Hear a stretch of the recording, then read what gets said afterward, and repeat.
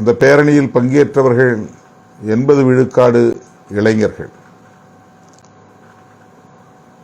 மிகவும் ஆவேசமாக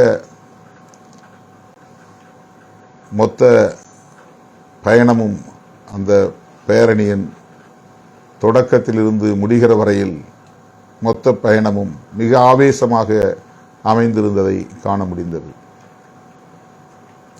விடுதலை சிறுத்தைகள் கட்சியின் வரலாற்றில் இது ஒரு மைல்கல். தமிழக அரசியலில் இது ஒரு திருப்பு முனை.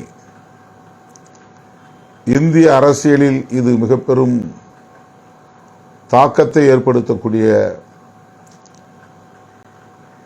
உரையாடலை உருவாக்கக்கூடிய ஒரு மகத்தான பதிவு. நான் அழைப்பு விடுக்கும் போதெல்லாம் அதனை வெற்றிகரமாக நடத்தி முடித்து சாதனை படைத்திருக்கிற